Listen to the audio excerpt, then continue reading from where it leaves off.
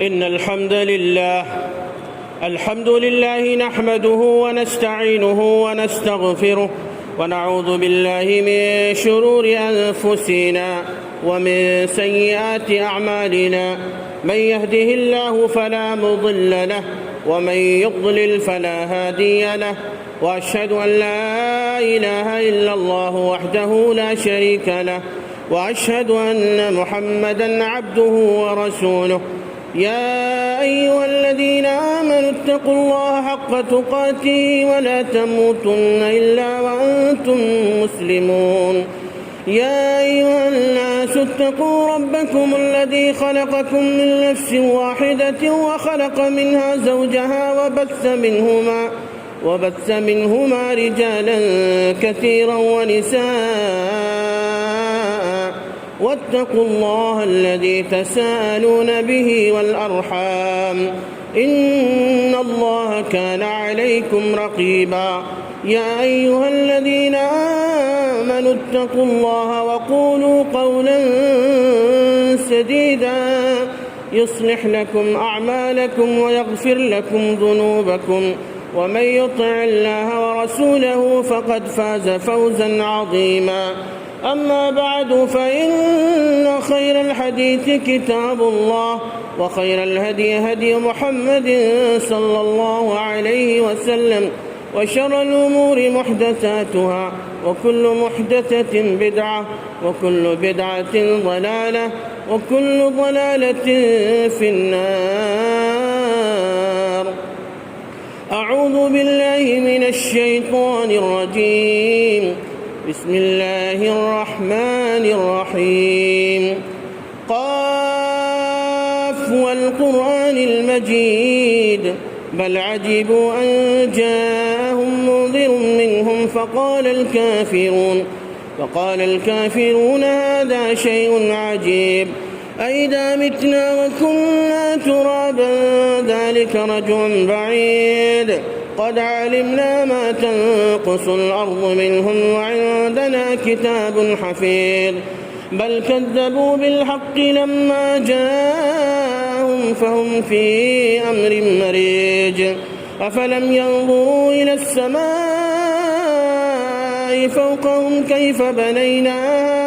كيف بنيناها وزيناها وما لها من فروج. والأرض مددناها وألقينا فيها رواسي وأنبتنا فيها من كل زوج بهيج، تبصرة وذكرى لكل عبد منيب. ونزلنا من السماء ماء مباركا فأنبتنا به جنات وحب الحصيد والنخل باسقات لها طلع نضيد، رزقا للعباد. وأحيينا به بلدة ميتا كذلك الخروج. كذبت قبلهم قوم نوح وأصحاب الرس وثمود وعاد وفرعون وإخوان لوط وأصحاب الأيكة وقوم تبع، كل كذب الرسل فحق وعيد. أفعينا بالخلق الأول بل هم في لبس من خلق جديد.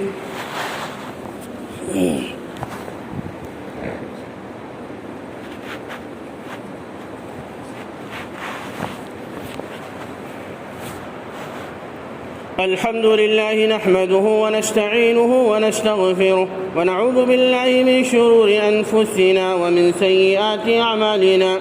من يهده الله فلا مضل له ومن يضلل فلا هادي له، وأشهد أن لا إله إلا الله وحده لا شريك له، وأشهد أن محمدًا عبده ورسوله. أعوذ بالله السميع العليم من الشيطان الرجيم. بسم الله الرحمن الرحيم. إن عدة الشهور عند الله 12 شهرا في كتاب الله يوم خلق السماوات والأرض منها 4 حرم، ذلك الدين القيم فلا تظلموا فيهن أنفسكم.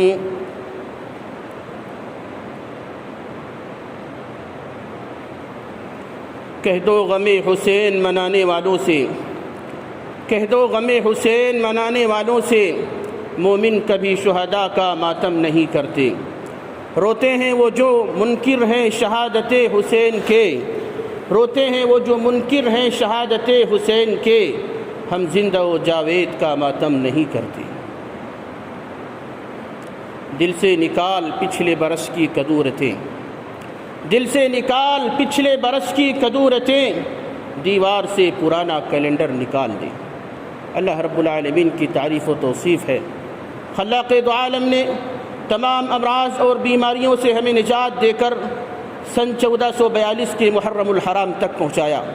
درود و سلام ہوں تمام انبیاء کرام کے اوپر، خاص طور پر جناب محمد الرسول اللہ صلی اللہ علیہ وسلم کے اوپر، جن کی شریعت شریعت بیضا ہے، جن کی شریعت شریعت مطہرہ ہے، جن کی شریعت کے اندر کسی بھی طرح کی کوئی کمی یا بیشی کی اجازت و گنجائش نہیں ہے۔ سن 11 ہجری میں حجۃ الوداع کے موقع پر شریعت کی تکمیل اور تحقیق ہو جانے کے بعد، آپ کو پتہ ہے آج محرم الحرام کی تاریخ 8 ہے اور سن 1442 ہجری کا آغاز اب سے 7 دنوں پہلے ہو چکا ہے۔ اسی تعلق سے کچھ باتیں گوشے گزار کرنے کی کوشش کروں گا، اللہ سے دعا کرتے ہوئے کہ الہ ہمیں صحیح اور سچ کہنے کی توفیق دے، اور جو بھی سچ ہے صرف اسی کو اپنانے کی بھی توفیق دے، اور جو سچ نہیں ہے کسی بھی طرح اس غیر حق اور غیر سچ کے چکروں میں ہمیں الجھنے کی، پھنسنے کی اور مبتلا ہونے سے الہ العالمین ہمیں محفوظ کر دے، بچا لے، آمین یا رب العالمین۔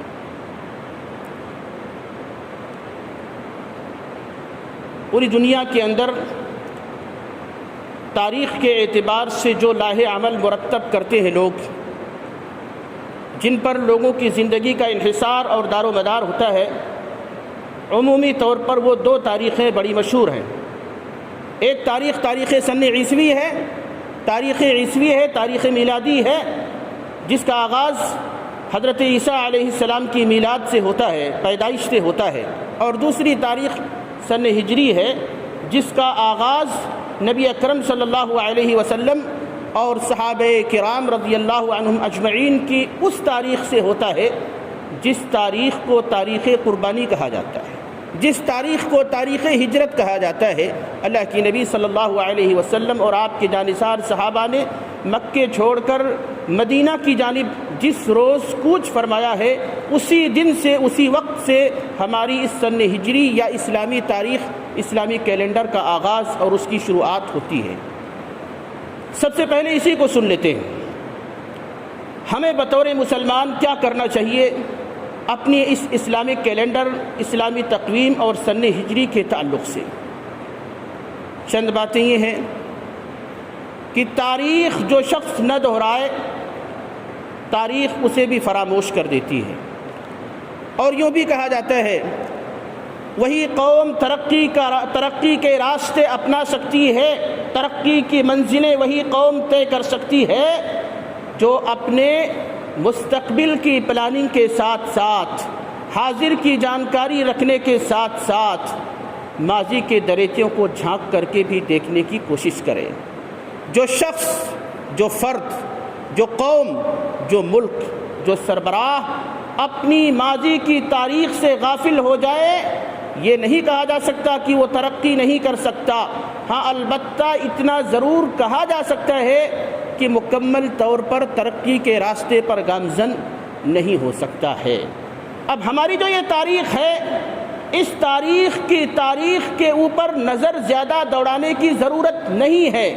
صرف اتنا ہی کہنا چاہتا ہوں، حضرت عمر فاروق رضی اللہ تعالیٰ عنہ کے زمانے خلافت میں چند گورنروں کے مشورے سے جب یہ تاریخ طے پائی، گورنروں نے عمر فاروق رضی اللہ تعالیٰ عنہ کو مکتوب رسالہ اور میسج دیا کہ دیگر اور قوموں کے پاس ان کی اپنی الگ الگ تاریخیں ہیں، ان کے پاس اپنے اپنے کیلنڈر ہیں، لیکن ہماری کوئی تاریخ نہیں ہے۔ ہمیں اپنا کوئی بھی مکتوب لکھنے میں پریشانی یہ ہوتی ہے کہ وہ مکتوب بسا اوقات بغیر تاریخ کے رہ جاتا ہے، یا اس پر لمبی چوڑی تاریخ درج کرنی پڑتی ہے۔ عمر فاروق رضی اللہ تعالیٰ عنہ نے اسی لیے لوگوں کو جمع کیا تھا۔ 18 ہجری کا زمانہ ہے، مشورہ ہوا، یہ بات طے پائی کہ ہماری تاریخ کا آغاز، اسلامک کیلنڈر کا آغاز ہجرت سے ہونا چاہیے، اگرچہ باتیں اور بھی آئیں۔ کسی نے یہ کہہ دیا نبی اکرم صلی اللہ علیہ وسلم جس روز اللہ کو پیارے ہوئے وہاں سے تاریخ کا آغاز ہونا چاہیے۔ کہا یہ ٹھیک نہیں ہے، اس لیے کہ نبی اکرم صلی اللہ علیہ وسلم کی وفات کوئی خوشی کا دن نہیں ہوا کرتا ہے۔ کسی نے یہ کہا جب نبی اکرم صلی اللہ علیہ وسلم پیدا ہوئے وہاں سے تاریخ کا آغاز کر دیا جائے۔ کہا یہ بھی ٹھیک نہیں، اس لیے کہ آپ صلی اللہ علیہ وسلم کی ولادت شریعت کا کوئی حصہ خاص طور پر نہیں ہے۔ تو کسی نے کہا، کچھ لوگوں نے کہا کہ ہماری تاریخ کا آغاز ہجرت والے دن سے ہونا چاہیے۔ بہرحال وہیں سے عمر فاروق رضی اللہ تعالی عنہ نے اسلامک کیلنڈر کا آغاز کر دیا۔ کس لیے کیا تھا؟ ہم مسلمانوں کے لیے کیا تھا، مسلم امہ کے لیے کیا تھا، مسلم نیشن کے لیے کیا تھا، اسلام اور اسلام کے ضابطوں کے اوپر چلنے والوں کے لیے کیا تھا۔ گویا ہماری جو اصل تاریخ ہے وہ یہی ہے۔ اب اس تاریخ کو پا کر کے ہمیں کرنا کیا ہوگا؟ پہلی بات تو یہ کہ تاریخ سے مقصود، کیلنڈر سے مقصود یہ ہے کہ کسی بھی سن یا سال کی شروعات پر اوروں کی طرح مسلمان جشن کے ماحول میں آ کر خرافات و توہمات کی دلدلوں میں پھنستا ہوا نظر نہیں آنا چاہیے۔ تاریخ اس لیے ہے تاکہ جو تاریخ مرتب کر کے عمر فاروقی کے دور میں مسلمانوں کو دی گئی تھی، اس تاریخ سے ایک مسلمان تا قیامت عبرت و نصیحت حاصل کرے۔ پہلی عبرت تو یہ کہ ہمیں اپنی زندگی کے ماضی کی طرف جھانک کر کے دیکھنا ہوگا کہ یہ تاریخ جو آئی، کیا یہ تاریخ جشن منانے کے لیے ہے؟ کیا یہ تاریخ سن ہجری کے موقع پر جشن و چراغاں کا ماحول مکمل طور پر سازگار کر دینے کے لیے ہے؟ ایسا نہیں ہے۔ یہ تاریخ جشن اور خوشی منانے کے لیے بھی نہیں ہے، اور نہیں یہ تاریخ غم و سوگ کے ماحول میں ڈوب جانے کی ہے۔ تو پھر یہ تاریخ کس چیز کی طرف ہمیں لے کے جاتی ہے؟ تاریخ یہ کہتی ہے ہم سے، آپ سے، دنیا کے اندر بسنے والے رہنے والے تمام مسلمانوں سے کہ اے مسلمانوں، تاریخ سے نصیحت حاصل کرو۔ کیسے آپ نصیحت حاصل کرو گے تاریخ سے؟ پہلی بات تو یہ ہے کہ یہ تاریخ ہمیں اپنے ماضی کی طرف دھکے دے کر لے جاتی ہے۔ مسلمانوں، تمہارا ماضی روشن تھا، تمہارا ماضی تابناک تھا، تم ہی پوری دنیا کے اوپر قیادت و حکمرانیاں کر رہے تھے۔ عمر فاروق رضی اللہ تعالیٰ عنہ کے زمانے سے اگر اس تاریخ کا سن ہجری کا آغاز ہوتا ہے، یاد رکھنا چاہیے عمر رضی اللہ تعالیٰ عنہ کے زمانے میں، خلفائے اربعہ کے ادوار میں جو عمر کا زمانہ ہے، جتنی زیادہ فتوحات دور عمر میں ہوئی اتنی فتوحات کسی بھی خلیفہ کے دور میں نہیں ہوئی۔ یہ تاریخ ہمیں جوش دیتی ہے، یہ تاریخ ہمیں خوشی کے مواقع فراہم کرتی ہے، یہ تاریخ ہم سے کہتی ہے اور کہنے کے ساتھ ساتھ مطالبہ بھی کرتی ہے، مسلمانوں تمہارا ماضی جیسا تھا حاضر بھی ہو سکتا ہے، مستقبل بھی ہو سکتا ہے۔ وَأَنْتُمُ الْأَعْلَوْنَ إِن كُنتُم مُؤْمِنِينَ۔ شرط یہ ہے اگر مومن بن کے رہو گے، ماضی تابناک تھا، مستقبل بھی تابناک ہونے والا ہے، اور جو حاضر اور بیچ کا دور حال کا ہے وہ بھی تمہارا تابناک اور روشن ہو جائے گا۔ تاریخ ہمیں سکھاتی ہے کہ ہم آپس کی رنجشوں کو، کدورتوں کو، عداوتوں کو، نفرتوں کو، باہمی چپقلش کو، ایک دوسرے کے ساتھ قائم کیے ہوئے غلط تعلقات کو، چاہے وہ قومی تعلقات ہوں، چاہے وہ ملکی تعلقات ہوں، چاہے وہ انفرادی تعلقات ہوں، چاہے وہ شخصی تعلقات ہوں، چاہے وہ عائلی تعلقات ہوں، چاہے وہ خاندانی تعلقات ہوں، چاہے وہ سماجی تعلقات ہوں، ہر قسم کے تعلقات میں اگر ہم سے کہیں چوک ہو رہی ہے، ہم سے کہیں کمی ہو رہی ہے، ہم سے ہمارا ہی کہیں ہمارا سگا بھائی ناراض ہے، ہم سے ہمارا ہی کہیں کوئی ہمارا سگا رشتہ دار ناراض ہے، ہم سے ہمارا ہی کہیں کوئی ہمارا رہنما قائد سربراہ ناراض ہے، تو اس ناراضگی کی وجہ یا وجوہات جاننے کی کوشش کرنی چاہیے، اور ان تمام وجوہات کو جاننے کے بعد تاریخ کے پچھلے تمام ان صفحات کو پھیرنے کی کوشش کرنی چاہیے، ان صفحات کو بند کرنے کی کوشش ہونی چاہیے جن صفحات کے بارے میں ہم یہ سوچتے ہیں کہ ہماری زندگی کے اچھے اور روشن صفحات نہیں تھے۔ ماضی کی طرف جھانکیے تاکہ مستقبل کا لاہ عمل تیار کیجیے۔ اسی لیے کہنے والے نے کہا تھا، دل سے نکال پچھلے برس کی کدورتیں، دل سے نکال پچھلے برس کی کدورتیں، دیوار سے پرانا کیلنڈر نکال دے۔ یعنی یہ تاریخ ہمیں احتساب نفس کی دعوت دیتی ہے، ہم سے یہ کہتی ہے کہ اگر آپ ایک زندہ قوم ہو، حساسیت، شعور و ادراک اور زندگی حیویت اور جاویدانی کے ساتھ اپنی اس زندگی کو بڑھانا چاہتے ہو، تو زندگی کے اندر جو روڑے ہیں، زندگی میں جو رکاوٹیں ہیں، زندگی میں جو رنجشیں ہیں، زندگی میں جو عداوتیں ہیں، ان تمام کو درکنار کر کے مثبت پہلو کو اپنانے کی انتہائی اشد اور شدید ضرورت محسوس کر لینی چاہیے۔ تاریخ ہم سے یہ کہتی ہے، اپنے ہی اسلوب اور انداز بیان میں سن 1441 ہجری، سن عیسوی میں پلٹ جائیے آپ، سن 2020 عیسوی میلادی، اب تک تقریباً 8 مہینوں سے زیادہ کا عرصہ گزر چکا ہے۔ دوسری اور چیزیں تو درکنار، اللہ رب العالمین نے انسانیت کو ایک بلا کے اندر گرفتار کر کے رکھا ہوا ہے۔ یہ سازشیں ہیں، رنجشیں ہیں، قوموں کے ساتھ قوموں کی، ملکوں کے ساتھ ملکوں کی عداوتیں ہیں وہ اپنی جگہ پہ ہے، لیکن ہم اتنا جانتے ہیں کہ رب کی طرف سے یہ ہمارے اوپر مسلط ہے۔ اور جب کوئی بربادی، جب کوئی تباہی، جب کوئی آفت و بلا کسی بھی قوم کے اوپر مسلط کی جاتی ہے، اس کا سیدھا سا معنی یہ ہوتا ہے کہ قوم کے لوگوں کے اندر اللہ رب العالمین کی نافرمانی، اس کی معصیت کے اور اس کی گناہ کے کام زیادہ ہو رہے ہیں۔ قوم سیدھے طور پر شریعت کے منہج اور اصولوں کو اپنانے کی یا تو کوشش نہیں کر رہی ہے، یا جاننے بوجھنے کے باوجود بھی اس پر قوم عمل کرنا نہیں چاہتی ہے۔ ذالک بما کسبت ایدیکم ویعفو عن کثیر۔ یہ بلا ہے، یہ مصیبت ہے۔ کووڈ-19 نام دیا گیا، لیکن کووڈ 2020 چل رہا ہے۔ 2020 کے تقریباً 8واں مہینہ ختم ہونے کو ہے، بیماری ختم ہونے کا نام نہیں لے رہی ہے۔ کورونا وائرس ہماری صفوں سے رخصت ہو کر کے جانے کا نام نہیں لے رہا ہے۔ ہندوستان تو اب آگے مزید اس میں بڑھتے ہی جا رہا ہے، بیماریوں میں اضافہ ہوتا ہی جا رہا ہے، حکومتوں کے کنٹرول سے باہر کی یہ بات ہونے لگی ہے۔ آگے اور بھی مرحلے اس کے آئیں گے، لیکن کیا آپ نے سوچا ہماری یہ تاریخ ہمیں کس چیز کی یاد دلاتی ہے؟ ان بے روزگاروں کی یاد دلاتی ہے جن کے روزگار اجڑ گئے، چھن گئے۔ ان یتیموں، بیواؤں، بے کسوں، بے بسوں، مجبوروں کی ہمیں یاد دلاتی ہے، جو بیوائیں آج آپ کی صفوں میں اس لیے موجود ہیں کہ بہت سارے ان کے شوہر اسی بیماری کی زد میں آ کے اللہ کو پیارے ہو گئے۔ ہنستا کھیلتا گھرانہ جب وہ کووڈ-19 کورونا وائرس کے مرض کا شکار ہوا، ایک لمحے میں آنن فانن ہمارے درمیان سے رخصت ہو گیا۔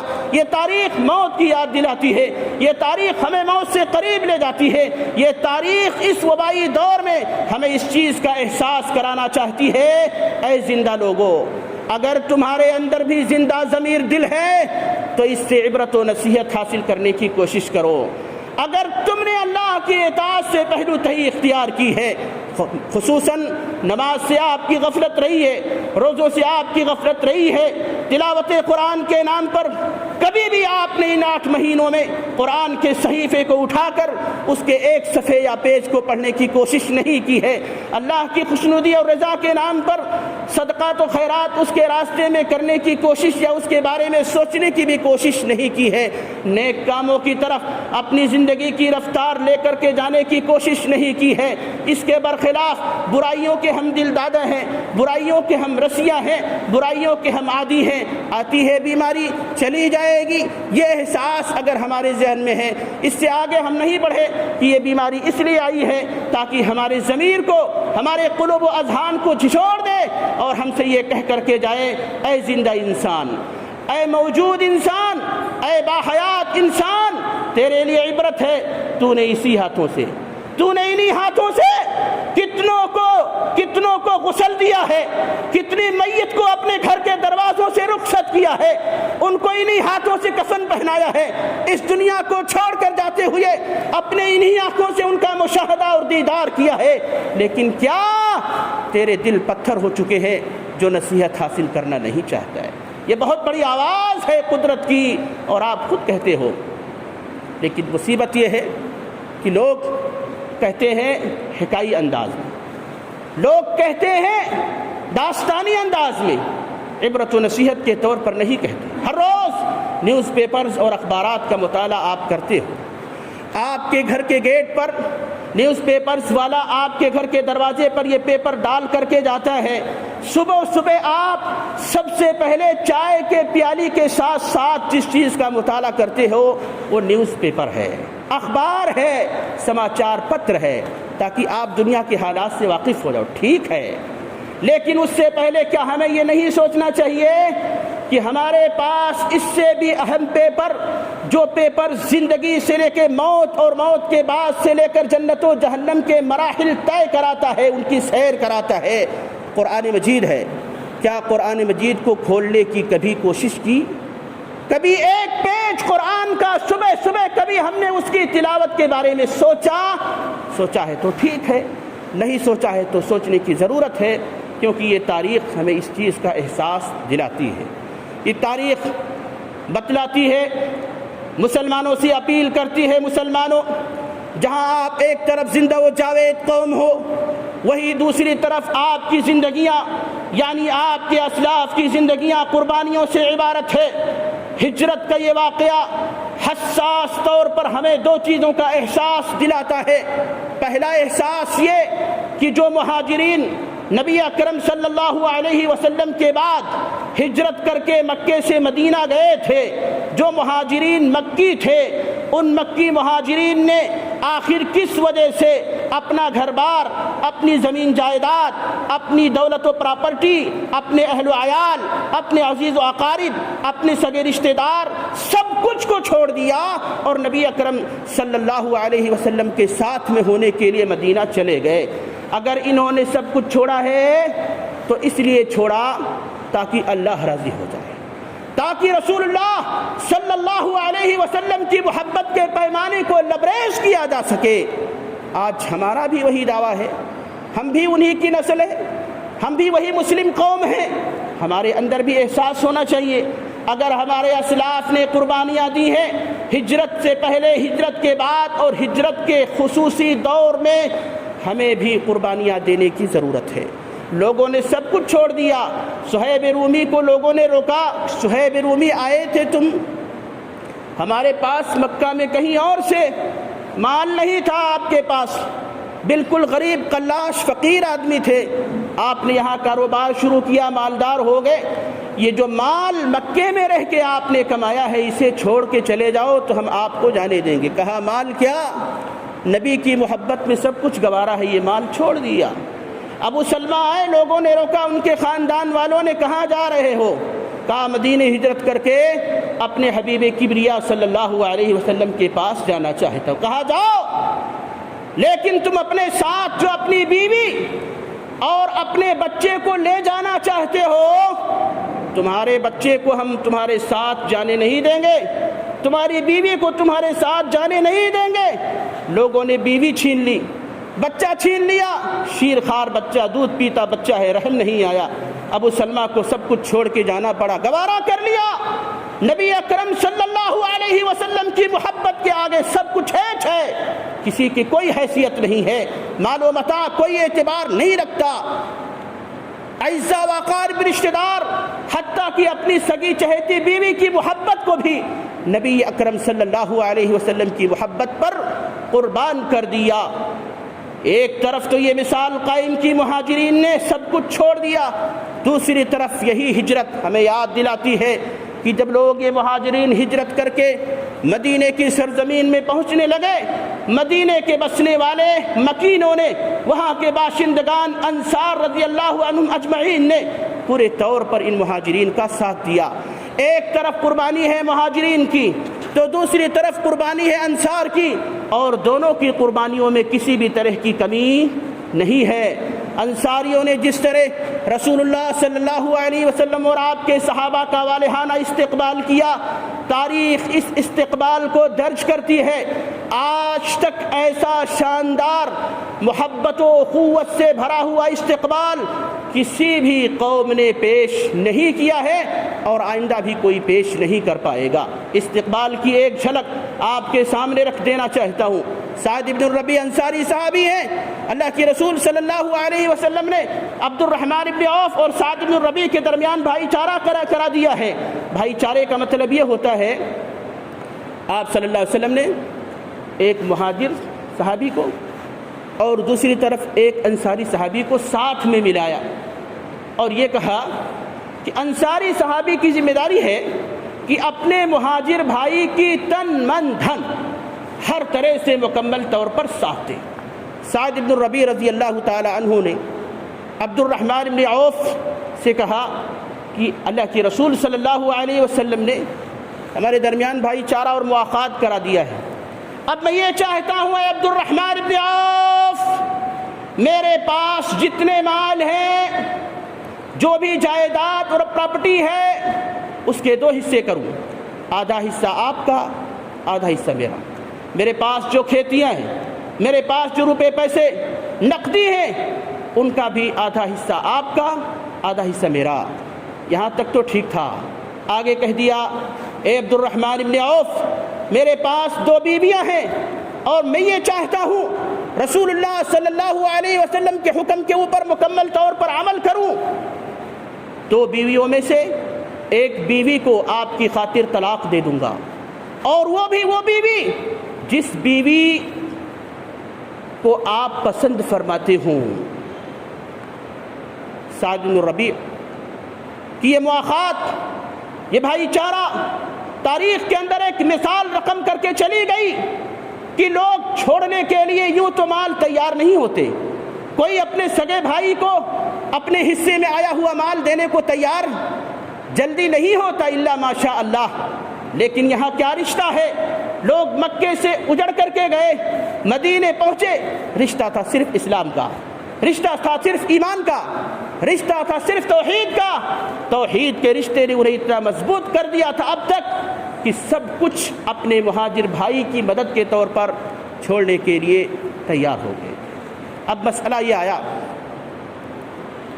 کہ یہ تو ہجرت کی تاریخ سے ہماری اسلامی تاریخ یہ دروس اور نصیحتیں پیش کرنا چاہتی ہے۔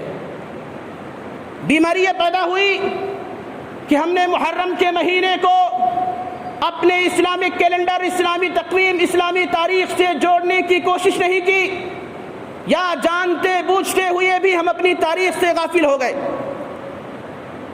میں شاید یہ بات کہنے میں حق بجانب ہوں کہ کچھ لوگوں کو تو اتنا پتہ ضرور ہے محرم کی 9ویں 10ویں تاریخ کو روزہ رکھنا چاہیے، مگر شاید وہ لوگ بھی یہ سمجھتے ہیں کہ محرم کی ان تاریخوں میں یا عاشورہ کے روزے کا مطلب یہ ہے کیونکہ حضرت حسین رضی اللہ تعالیٰ عنہ کو اسی تاریخ میں یا اسی دن شہید کر دیا گیا تھا، روزے کا اس سے کوئی تعلق نہیں ہے۔ اور یہ بیماری دو چند ہو جاتی ہے، لوگوں کی عقلوں کے اوپر افسوس اور تعصب کا اظہار مزید کرنا پڑ جاتا ہے جب کوئی یہ سمجھنے لگتا ہے کہ محرم کی اہمیت ہے ہی اسی لیے کیونکہ حسین رضی اللہ تعالیٰ عنہ کو محرم کی 10 تاریخ کو شہید کر دیا گیا تھا۔ کیا محرم کی اہمیت اسی لیے ہے؟ محرم الحرام کی اہمیت، اس کی فضیلت یا اس مہینے کی اہمیت کا تعلق کیا سیدنا حضرت حسین ابن علی ابن ابی طالب رضی اللہ تعالیٰ عنہ سے ہے؟ جواب ایک ہے، ایسا کچھ بھی نہیں ہے، ایسا کچھ بھی نہیں ہے۔ ہاں اتنا ضرور ہے جس واقعے کی مذمت ہر کوئی مسلم شخص کرنے پر مجبور ہے، مذمت ہونی چاہیے، عقیدہ رکھنا چاہیے۔ کیوں؟ اگر ہم حسین رضی اللہ تعالیٰ عنہ کی شہادت پر ماتم کرتے ہیں تو اس لیے نہیں کہ ماتم برائے خوشی ہو، ماتم کا مطلب ہوتا ہے غمی، ہم اس لیے ماتم کرتے ہیں نا، حسین رضی اللہ تعالیٰ عنہ کو جنہوں نے شہید کیا تھا وہ مسلمان نہیں تھے۔ کیا مسلمانوں نے حسین رضی اللہ تعالیٰ عنہ کو شہید کیا تھا؟ نہیں۔ تاریخ کے اندر باریک بینی ہے اور شاید اسے مزید وقت لے کر تفصیلات کے ساتھ سمجھانا پڑ جائے، لیکن اتنی سی بات اپنے ذہن میں رکھیے گا کہ آج محرم الحرام کے اس مقدس مہینے کی جو اہمیت اکثر و بیشتر لوگوں کے دلوں میں بس گئی ہے، وہ اہمیت ان کے دلوں میں پائے جانے والے عقیدے اور اعتقاد کے اعتبار سے نہیں ہے کہ حسین ابن علی رضی اللہ عنہ کو محرم کی 10ویں تاریخ کو شہید کر دیا گیا۔ جی ہاں، شہید کر دیا گیا، یہ اپنی جگہ پہ مسلم ایک حقیقت ہے، لیکن اس سے محرم کی اہمیت کا یا محرم الحرام کی 10ویں تاریخ کے روزے کا کوئی تعلق نہیں ہے۔ کیوں؟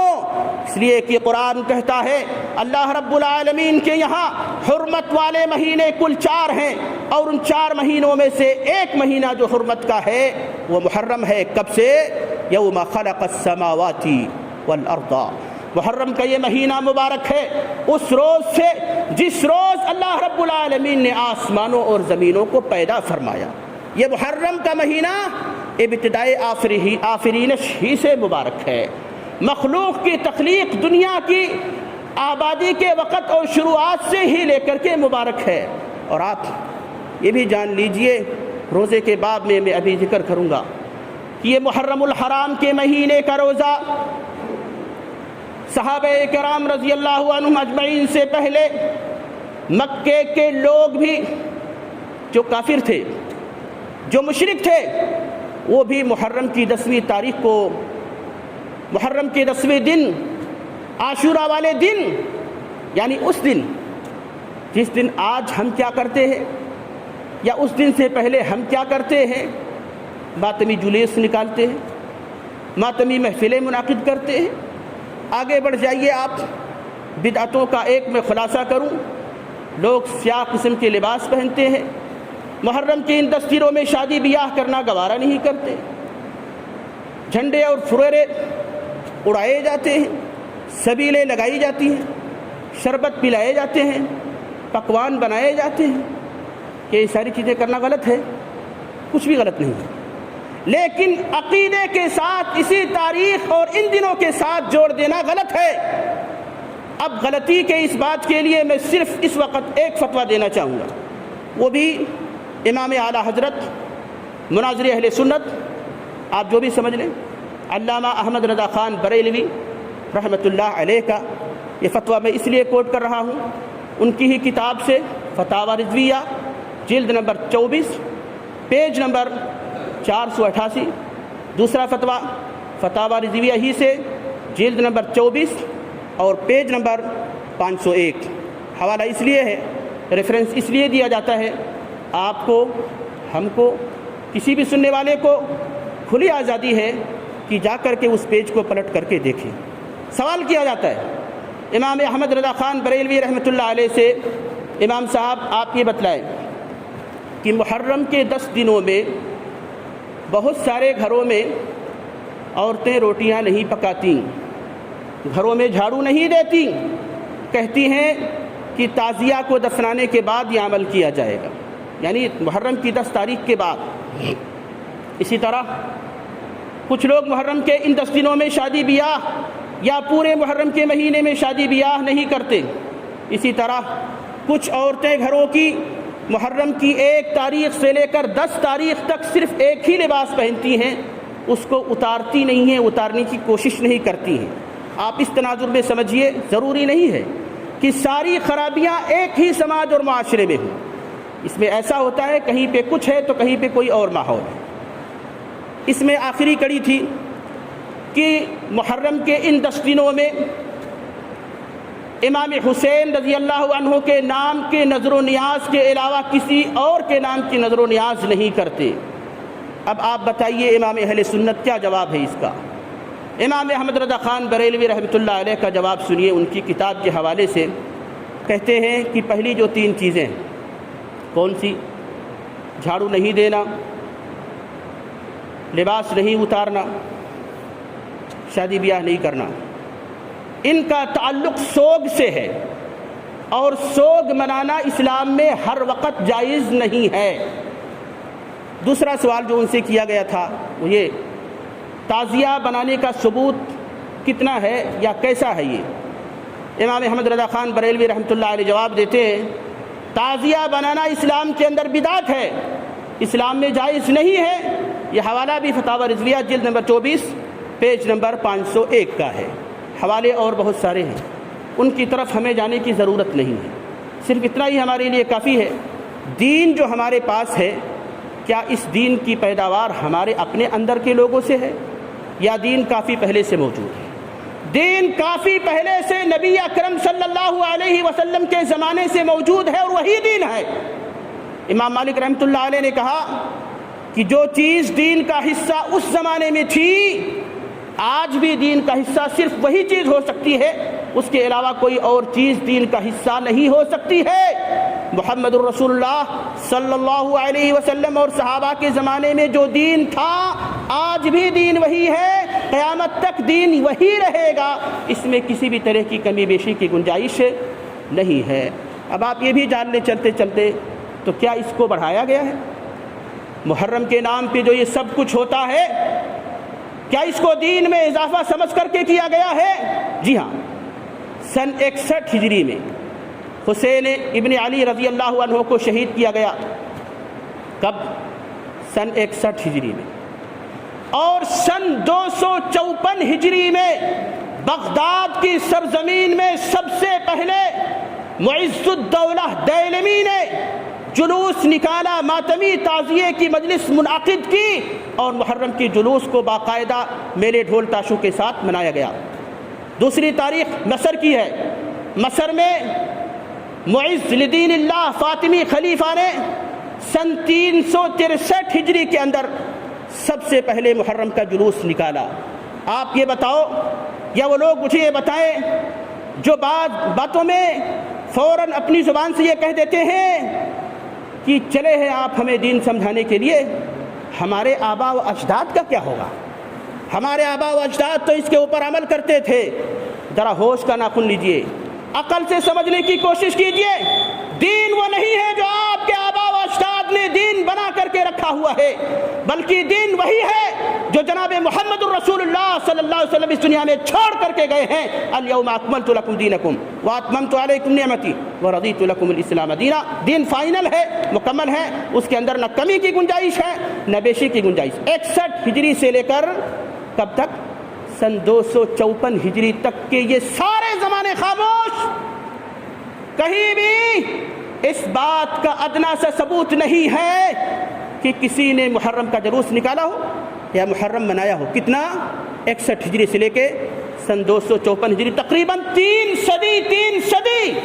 اور یہ بھی یاد رکھیے، یہ صدیاں جو گئی ہیں نا، سب سے اچھی صدیاں سال تھے، اور انہی سالوں میں، انہی صدیوں میں ائمہ اربعہ، امام احمد، امام مالک، امام شافعی، امام ابو حنیفہ رحمہم اللہ کے ساتھ ائمہ محدثین، ائمہ تاریخ و سیر بھی پیدا ہوئے، لیکن کسی کی بھی کتاب میں یہ حوالہ آپ کو نہیں ملے گا کہ یہاں شروع کی حسین رضی اللہ تعالیٰ عنہ کی شہادت کے بعد سے لے کر تقریباً 290 برس تک کوئی بھی جلوس یا محرم منایا گیا ہو۔ تو جب نہیں منایا گیا تو سچ تو یہی ہے نا کہ ہمارے آبا و اجداد وہی تھے جنہوں نے محرم منایا ہی نہیں۔ ہم کہاں سے منانے لگے؟ تیمور لنگ کا حوالہ دیا جاتا ہے، ہندوستانی سلاطین بادشاہوں میں تیمور لنگ کا حوالہ دیا جاتا ہے۔ سن 801 ہجری، نوٹ کر لینا، 801 ہجری میں پہلی مرتبہ تعزیہ کو یہاں پر ہندوستان میں کربلا سے منگایا گیا۔ اب اصل تو تعزیہ ہے نہیں، آپ اچھا سمجھتے ہیں، تفصیل نہیں کروں گا، اس کی نقل ہے، اور نقل کیا ہے؟ روزے کی ہے، قبر کی ہے۔ اب کیا کچھ ہوتا ہے یہ کرنے والے بہتر طریقے سے جانتے ہیں۔ بہرحال میں اتنا کہنا جانتا ہوں، اس کا ثبوت نہیں ہے، بات کی پیداوار ہے، اس لیے اس کو چھوڑیے۔ جو چیزیں دین کا حصہ ہیں ان پر عمل کیجئے، جو دین کا حصہ نہیں ہیں ان کو چھوڑنے میں ہی بھلائی ہے۔ اللہ رب العالمین کہنے سننے سے زیادہ نیک عمل کرنے کی توفیق عطا فرمائے۔ الہ العالمین شریعت کے ایک ایک اصول کو صحیح منہج میں سمجھنے کی، پھر صحیح قالب میں اس کو ڈھالنے کی اور ڈھالنے کے بعد اس کو عملی میدان میں اتارنے کی توفیق عطا فرمائے الہ۔ جب تک زندہ رکھ، اسلام کو زندہ رکھ، ہمارا خاتمہ جب ہو تو ایمان پر ہو الہ۔ ہماری صفوں سے ہر ایک مسلم اور مسلمہ عورت کی زندگی سے تمام طرح کی بدعت و خرافات کا خاتمہ کر کے اسے توحید و سنت کے راستے پہ ڈال دے۔ الہ العالمین تو ہی کارساز ہے، تو ہی نعم المولا نعم الوکیل ہے، تو ہی مسبب الاسباب ہے، تو ہی بیماروں کو ان کی بیماریوں سے شفا دینے والا ہے۔ پروردگارا، اس کووڈ-19 کے تحت، کسی بھی بیماری کے تحت جو تجھے پیارے ہو چکے ہیں، ہمارے تمام مسلمان بھائی بہنوں، مردوں، عورتوں، ماں و بچوں، سب کو الہ العالمین بخش دے، جنت الفردوس میں ان کو جگہ عطا فرما۔ جو بیمار ہیں ان کو مکمل طور پر شفا یابی عطا فرما۔ جو بے روزگار ہیں، پریشانی حالی کا شکار ہیں، الہ ان کی بے روزگاری، پریشان حالی کو ختم کر دے، آمین۔ وآخر دعوانا ان الحمد للہ رب العالمین، وصلی اللہ وسلم علی نبینا محمد وعلی آلہ وصحبہ اجمعین۔ اللہم صل علی محمد وعلی آل محمد کما صلیت علی ابراہیم وعلی آل ابراہیم انک حمید مجید۔ اللہم بارک علی محمد وعلی آل محمد کما بارکت علی ابراہیم وعلی آل ابراہیم انک حمید مجید۔